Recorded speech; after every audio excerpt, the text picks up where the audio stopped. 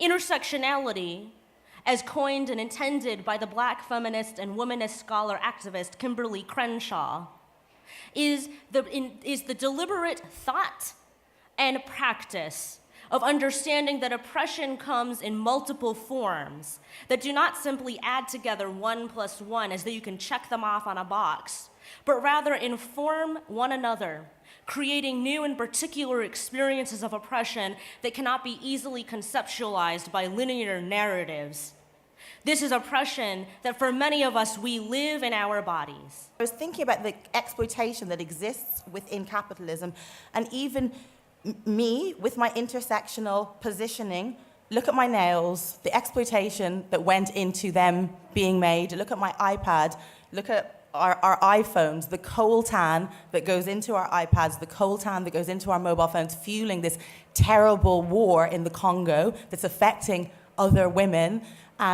We are, within capitalism, we are all complicit in forms of oppression and exploitation, regardless of how intersectional our individual experiences are. And that is problematic. So to me, intersectionality is part of a journey to a more just society, but it is not in and of itself the end goal. To do work intersectionally means not only to acknowledge superficially that we each have different identities and experiences, and that the whole of those make us who and what we are, but rather to honor the full complexity of each and every one of us. In lots of communities in pre-colonial Africa and across the Americas, some, not all, but some, indigenous peoples, many of them, practiced a gift economy. So rather than an economy that's based on the accumulation of wealth for a small elite, society operates according to a gift economy.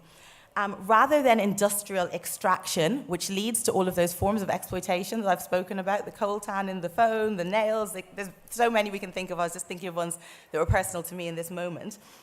So rather than industrial extraction, indigenous societies circulated value in unalienated form through meaningful and collaborative exchange with both human and non-human, that's the environment and animals, meaningful collaborative exchange with both human and non-human partners. To affirm that those who are the most vulnerable, the most traumatized, the most impacted are valuable and valid and magnificent and beautiful. Justice calls us not just to acknowledge somebody's existence, but to work to create activist communities and movements that fight isolation, that recognize isolation as a form of abuse and violence, that recognize that honoring the whole humanity of everyone is indispensable and is vital.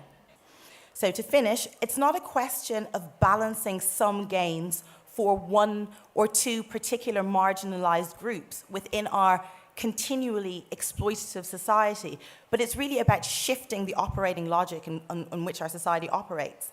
The flourishing of unalienated creative value will mean social justice for all.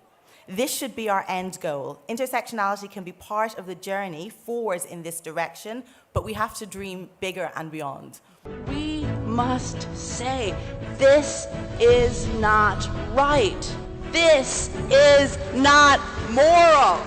The people who are hurting the most have linked up to say, we won't be silent anymore.